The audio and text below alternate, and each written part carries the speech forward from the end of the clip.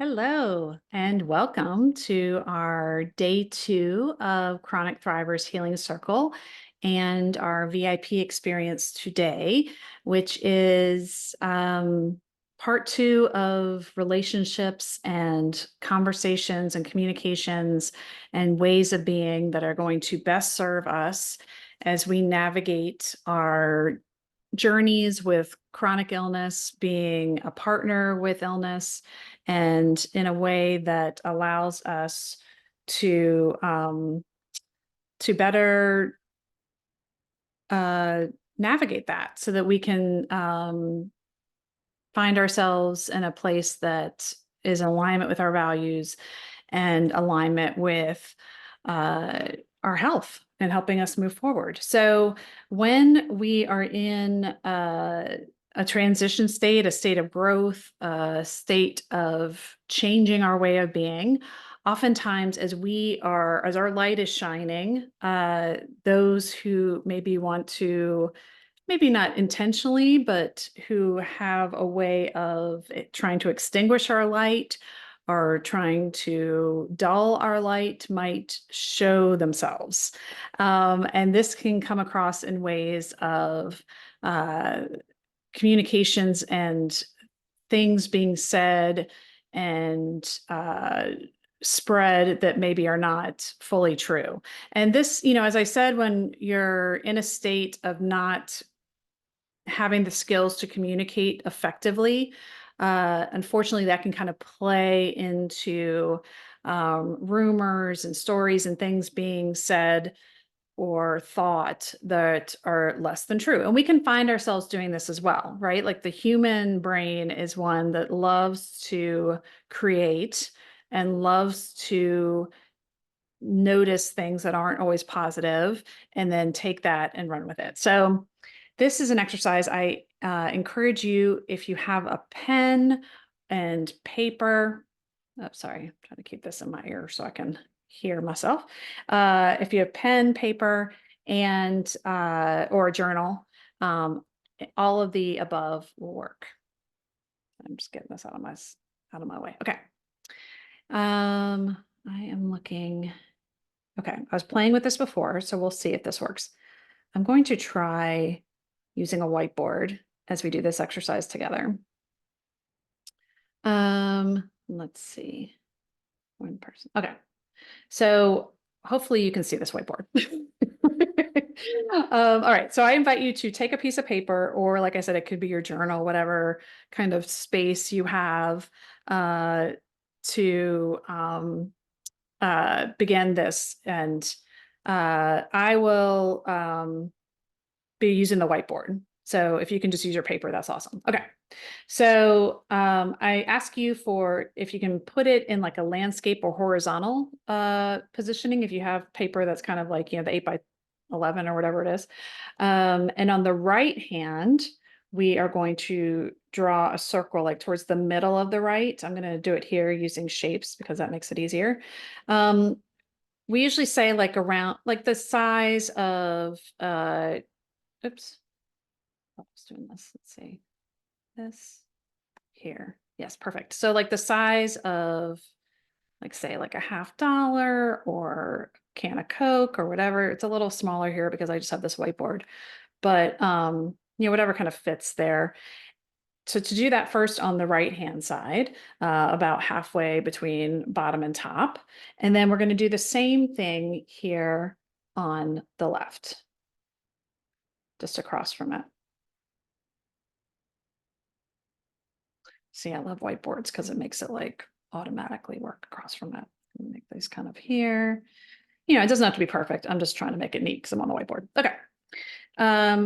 Then we're going to draw a big circle in the middle that intersects these two circles. So again, I'm going to do the handy dandy whiteboard that makes it easy, but just do so that they intersect. It doesn't have to intersect a lot. Actually, we don't want it to intersect a lot if possible. Just a little bit of an intersection there. And yeah, I think that works. Yeah, because I want it to be kind of even. All right. That's just because my little OCD. Okay. Then on the left side of the page, below this circle that's on the left, we are going to, down here where there's not anything written, we're going to write the numbers 1, 2, and 3, like going down vertically. So I'll do it here while you're doing it on your paper. 1, 2, 3. All right, awesome. And then we here in this top, this big circle, we're going to draw a line that is basically like towards the top, going left to right. So line, so like here. Oops. Again, this is like handy dandy, like whiteboard, so I can make it look neat. If I were doing this freehand, it would not be this neat. Okay. So we have that line there. Okay. So let's take a look at this. Here in the right circle, I want you to make it so I can do it myself. Write the word perception. So perception is here on the right. And then here in the left circle, we're going to also write a letter or a word. We're going to write the word fact. Maybe facts. Okay.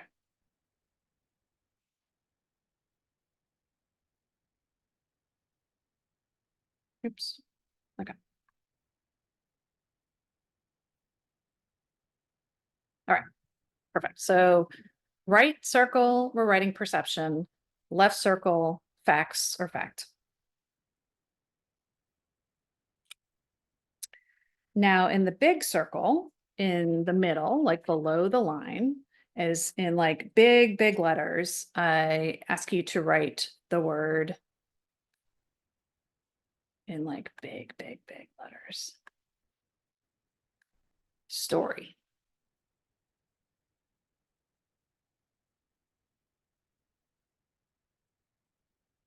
And I'd even bold this if I could. I don't know if it's going to let me bold it, but you kind of get the picture. Yeah.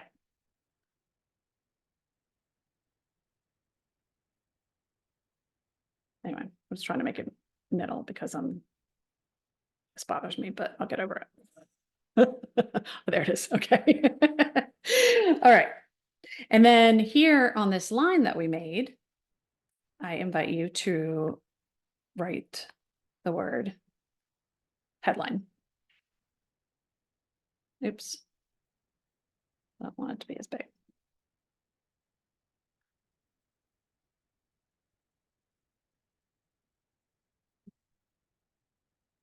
Try to make it on the line here.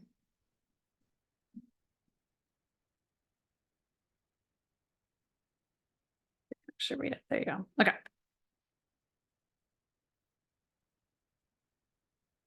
Yeah. Doesn't need to be that much bigger. That's fine. Okay. All right. Okay.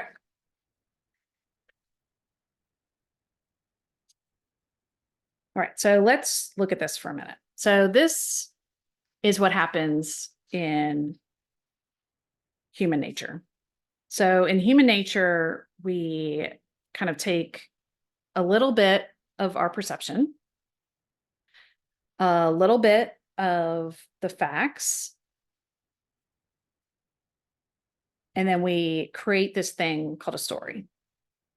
And the story is what is made up by human nature.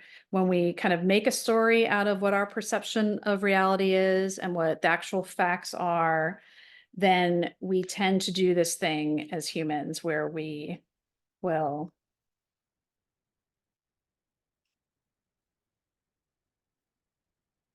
justify, we will rationalize, and we will build evidence.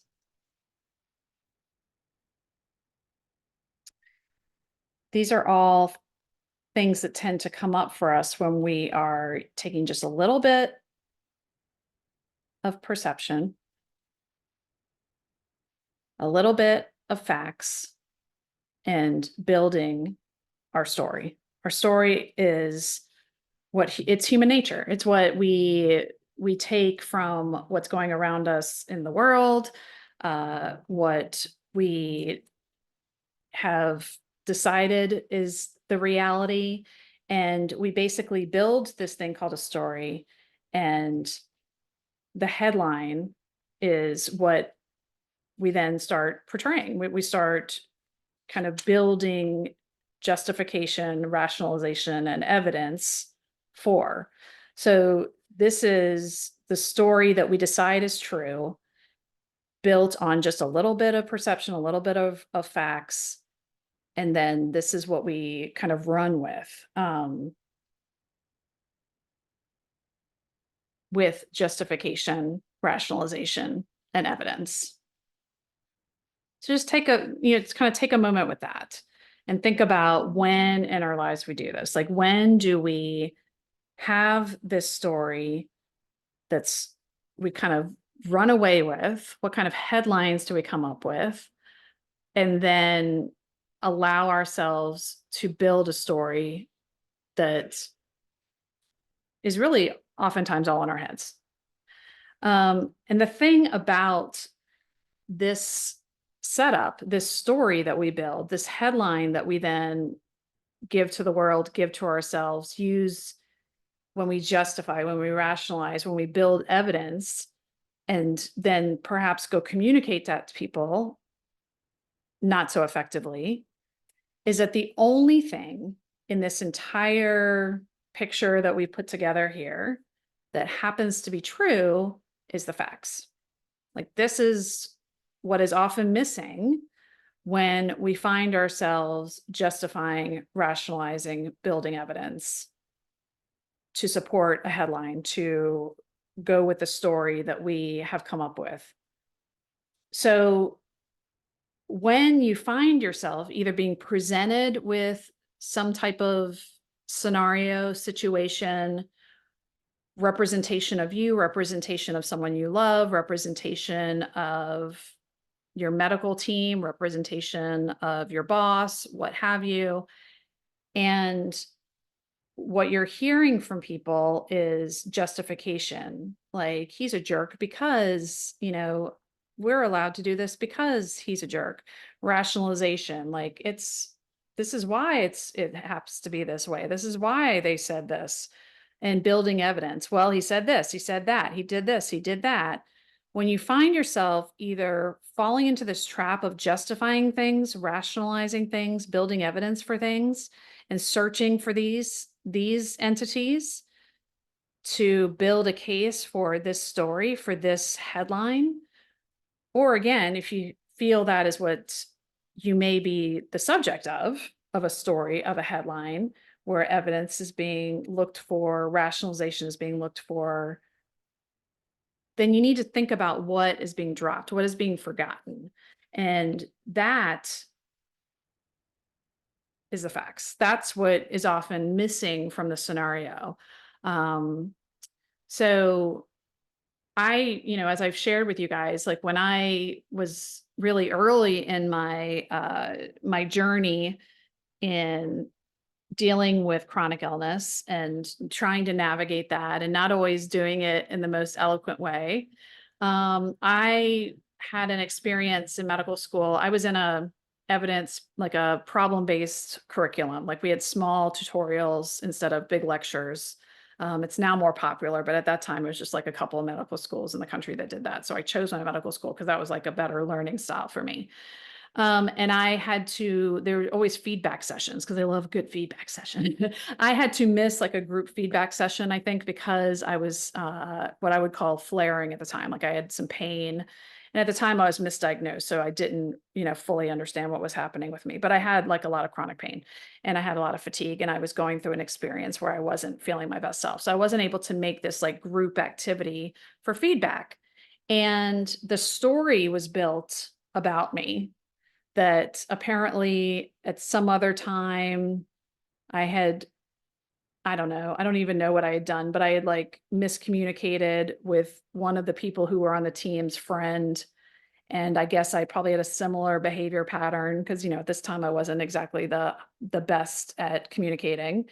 And so they, as a team, this is of my peers in medical school, came up with a story that I was just skipping this feedback session so I could then talk crap about them to the leadership or the staff, because we like worked as a team to give each other feedback, and then I think we went to like the feedback session with the staff, if I remember correctly. Let's just say that's what it was.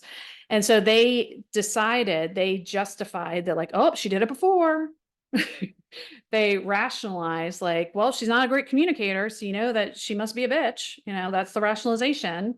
And they built evidence in their minds like, well, she's not here, so that must be what it is. She must just be home scheming and like deciding how she's going to like ruin our lives as medical students, as her supposed classmates and colleagues, um, to build this story, the headline of that I'm just being manipulative and trying to, I don't know, destroy them. Like, I'm not really sure like what the like rationale was, but the story was made, and that was what was built. And it was from their perception of me not being present for this peer feedback session, which, okay, that's the fact. That's true. I was not present. But it was a little bit of the fact. No, I wasn't present, but the facts that were missing was that I was dealing with chronic pain and chronic illness and didn't really have uh I didn't really have a mentor. Like in our medical school at the time, it was pretty toxic. We didn't have like, I did have like a peer person that was on my side, but I didn't have like a formal like staff person I could turn to, who I could trust. We theoretically like had people that were kind of associated with us, but I didn't really have anyone that I could trust, that I could turn to.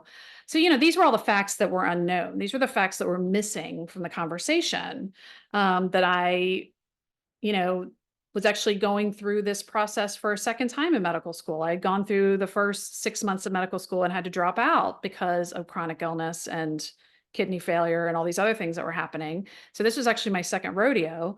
So I, in my perception, didn't take this feedback session probably as seriously as like they obviously did. Because I kind of gone through this, and I was kind of a little jaded by it. And so for me, the self-care was more important, but in fairness to them, I didn't communicate this very well.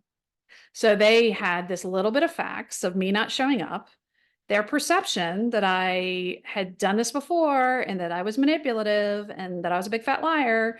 And they came up with a story that I was at home scheming, not being a good teammate, not only not showing up for a meeting, but then going to go to leaders, to our staff and like talk trash about them and like make them all out to be terrible people.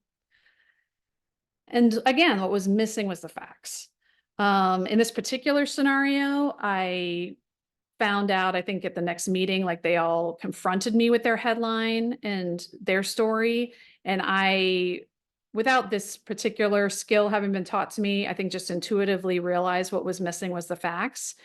And I didn't have the skill level to maybe do a dear man, like face to face with these people. But what I did instead, and because it was what I could do at the time, because we do the best we can with what we have in the moment.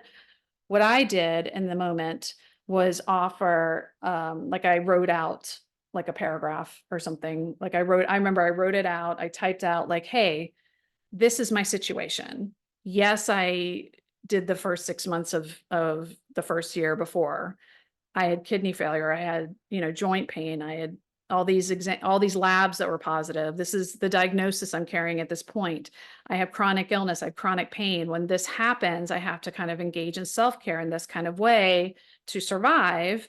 And so the reason I wasn't present for that meeting, which I regret probably more than I did when I made the choice, is because I was engaging in self-care. I was, I was home sleeping. I was literally home sleeping when they were having this like story created unbeknownst to me. And it may have been more effective to do that face to face, but at that time, I have to show some grace for myself for where I was at that time. I did this in writing. And I did have one of the older students pull me aside and was like, you know what? I really admire that you did that. I think that was a lot of strength. And that shared the facts with them. So the story no longer had the power. This story got a lot smaller as the facts got bigger. And this is what we have to remember when we're in a space, whether we are the subject of the story, the headline is about us, or if we find ourselves creating a story and a headline. My doctor hates me. They don't want to listen to me. They think I'm the worst. They dismiss me every time I come. So that's our perception, right? Like some of that is perception. Some of that may be true. Like maybe when you last saw your doctor, I mean, I've had these moments, and I have a doctor I'm thinking of right now who I love and adore, and I happen to know the medical system where this person works sucks. So these are facts that I happen to know. But he wasn't the nicest, not nicest, but he wasn't as available and friendly to me like last time we saw each other. Facts. I mean, some perception of the friendliness, but facts. But he also, facts, looked exhausted and overrun. And like I said, I happen to know facts that I think would be in this space for if I was just patient who doesn't know the medical system as well as I do, that this particular healthcare system like overbooks their physicians, underpays them, is like doing all kinds of terrible things on the bureaucratic side that's making it a terrible place to work. But if I were just like average patient and didn't know that, I would take the little bit of facts of him maybe not being as friendly, my perception, my own insecurities, my own traumas, my own experiences of being misheard, misjudged, what have you. And I would come up with a story that he hates my guts. And the headline is, he's the worst doctor in the world. And the story is, he doesn't listen. He didn't act as friendly to me as he should have. I really needed to have, you know, to be more comforted about whatever thing I was dealing with on that day. I mean, I could have just run with it. And next thing you know, I'm putting on a Google review with a 1 star. And this is someone who I adore and who I've had wonderful experiences with, but just had a day. Like, we're humans. This is what happens. And our care teams are human as well. So, this is just something, again, if we find ourselves justifying, if I'm like, well, he wasn't present for me. So that's my justification for giving this 1 star review. Rationalize, well, his nurse, asked me if I really wanted to hear my weight, because I knew I'd gained weight at this point, in a snarky way. Maybe she wasn't being snarky. Maybe she was just trying to show some empathy because she knows how it is, girl. But, in my self-conscious way, building evidence, well, they were all not as nice to me as they normally are. And they weren't as available to me. And he said he'd see me as needed to follow up, didn't give me a solid follow-up, and this is, again, like my perception, a little bit of facts, and I'm just running with it. And there was part of me, the insecure part of me, that 100% wanted to do this, and not necessarily jump on and give him a 1 star review because he's amazing. But I'm just saying, like, there's a part of me that started running with the story of, oh, maybe he doesn't like me anymore. Maybe, like, I don't know, like, it's so dumb. I'm saying it out loud, but in the moment it felt very real. But what was missing was the facts. Like, I had to remind myself in that moment, like I'm saying to you now, like, I know he's overworked and underpaid. I know that this particular system is one that I run to the hills from and would never work at as a physician. And I know the only reason I ever enter it as a patient is for the few doctors that I admire that have toughened it out. But for the majority, it's like the worst system ever. I know that, but in the emotional side of things where story takes over, that was forgotten. And so that was what I had to go back and remind myself, like, hey, they're overworking people. I see on social media others who work there are running for the hills. I see people complaining about their non-competes and how they can't leave. I see people, just waiting it out till they can retire. I've been the doctor waiting it out until I get to my 10-year mark so I can move on. So, I mean, I know what that feels like. Like, I've been on, again, this is why I kind of share this with you guys, because I've been on both sides of it, right? So I know some of the facts that as a patient I forget, but as a provider I remember. But I had to take a step back to remind myself of those facts and make this bigger and this smaller and take the power away from this. Now, another time that you might see this come up when you may not see it with justification, rationalization, building evidence, but it's still story building, is back to, I love to refer to Wizard of Oz. Well, Wizard of Oz story, the story version of Wizard of Oz is the song because. So when you hear a lot of because this, because that, and there's blame happening, blame is a big one that is often telling us there's a story happening. And again, a story with a little bit of perception, a little bit of facts, and a big ass headline. Like, it's not necessarily true. Look how little of story is usually based in fact. And the rest of it, we just run with it. So when you find people going to blame and starting to sound like the Wizard of Oz song, because he's a jerk, because she was mean to me, because I don't know, they looked at me sideways, because, that's another time to start asking what's missing. What do I not know? Or what am I not allowing myself to see? Like, intuitively, what can I do to center myself, to use my mind body skills that we've been working on, to use my intuition, to use my wise mind, is what we call it in dialectical behavior therapy, my like kind of knowing, not the emotional mind. The emotional mind is the writer of the story. The wise mind is the one that's going to take these facts and expand on that and look at what's missing. So allowing yourself, when the story is taking over, when the headline is taking over, to go to the facts. And sometimes you have to investigate. Sometimes the facts aren't always apparent. And oftentimes they're not. It's either that we're not remembering them or that we just don't know them, and we need to do a little investigation. So when you have that kind of push pull, also, if you find yourself in a space, and this is part of the blame game, of not wanting to be wrong or really needing to prove that you're right, like the push and pull of can't be wrong, must be right, that's another indicator that story's taking over and that maybe we are forgetting some of the facts.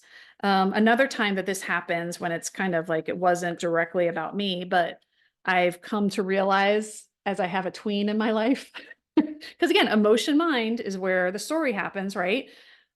I love my teenagers. I love my tweens. The only thing, like, as I said, I did peds before psych, and I would have done adolescent medicine had I not changed to psych, and I still love my adolescents.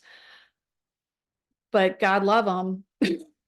That upper brain, this is like the brain, that upper brain is not fully developed in our adolescence, right? So that frontal lobe that kind of helps control the emotional brain, that helps look more at the facts, is not so well developed in our adolescents and our young adults. And frankly, if we've had trauma in those years in us, because, again, I was trained by analysts, and trauma from an analytic perspective often will stunt some growth when the trauma occurs, whether it be physical stunting of growth, like we see in children with, who get chemotherapy and their growth is physically actually stunted, or emotional growth, because you were traumatized at a certain age and maybe a part of you is still at that age.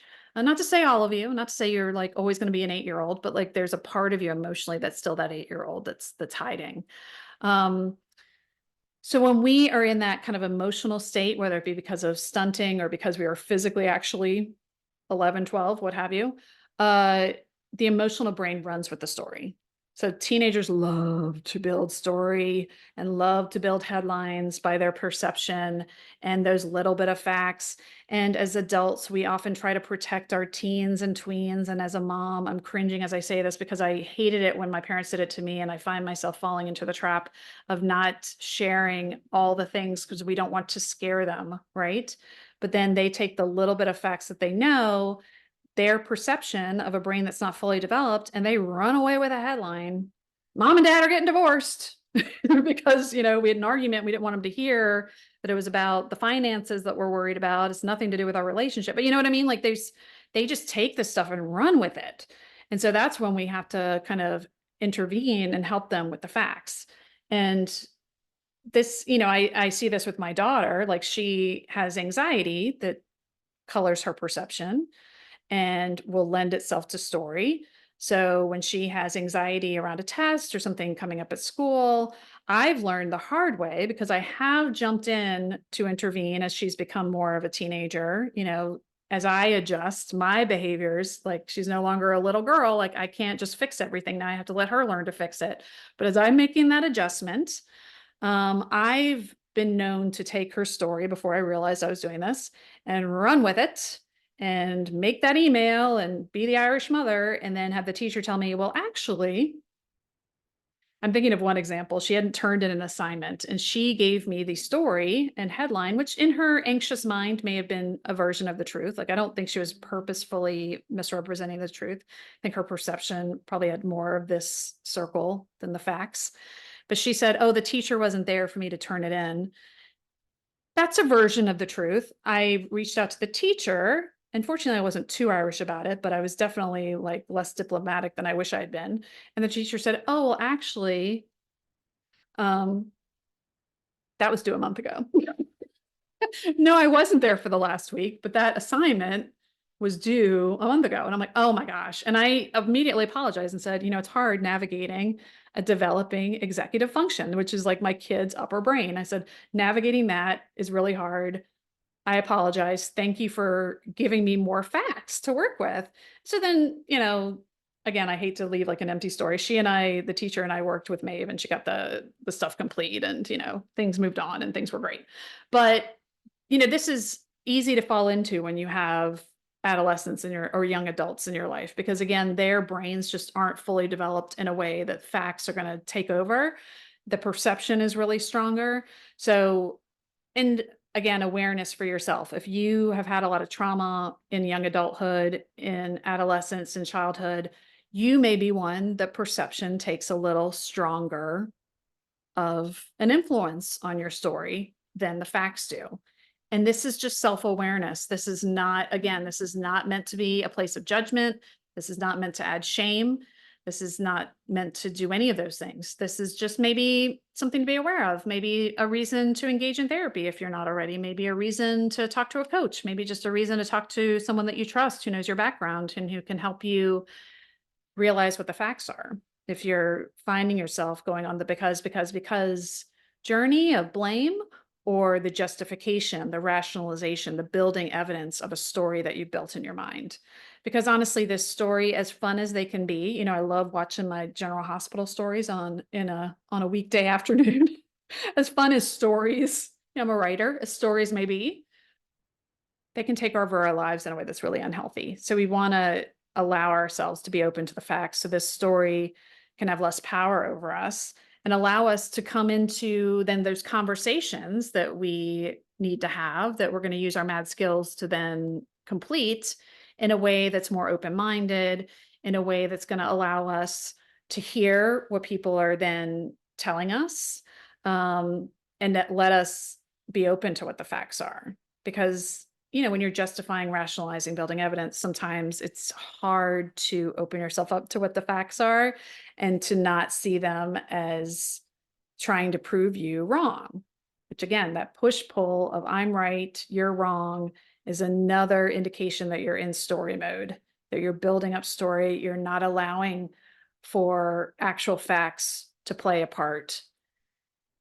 And, sometimes the facts aren't pleasant. And so we're allowed to have a response to that. That's not to minimize that, but we have to also allow for the facts to have some power in that, even if they're unpleasant. And, like with the story with Maeve, like it ended up, because the teacher is a middle school teacher and knows how middle school brains work, and knows, how anxiety can sometimes lead to avoidance, which just makes things worse, worked with us, but maybe she didn't. Maybe that would have been the facts, is that maybe you get a 0. It was a month. This is a lesson. It sucks, but you know what? That's part of being a middle school. And, and she and I could be upset about it and like maybe eat some ice cream together and, boo-hoo about it, but that's still the facts, like you move on. Versus building the story of like the teacher sucks and she's the worst and she hates us and this whole school's the worst. And again, I'm going to go do my 1-star review. No, the facts are like we my daughter had some ownership of what was going on and needed to take ownership of that and do the work that she was avoiding out of anxiety or whatever reason. Maybe it's just out of being a teenager. Maybe she just wanted to go talk to her friends instead or something like that. And so that just plays a part in everything, right? It can play a part in our work life. I've used this exercise back when I used to manage a team of like 30 something people. I actually used this exercise specifically because our organization was going through some growth and our upper management wasn't the best at communicating. And I was middle management, which is like the worst because everyone thinks you have power when you don't. But the lack of facts being communicated was leading to a lot of story and a lot of headlines. So this is also, as a leader, if you happen to be like over people, whether it be a leader in your family or a leader in an organization or just a leader in your own life, realize that when facts aren't shared, headlines and stories take over. So there's different ways of kind of viewing this as well. So like when I was middle management, and some of the facts I kept away from my team to protect them because I have that maternal instinct. But some of it, I wasn't even like, I work well with facts. I like to know what the reason I'm doing something. I tend to get very creative then and helping with solutions. But if the facts aren't shared with me, it's hard to make sure the story is real. Because you can only go on the facts that you know. So going to investigate to see what more facts are in ways that you can is going to help with this. And then if there's some facts that just are never shared, you just do the best you can with realizing maybe you don't have the full story.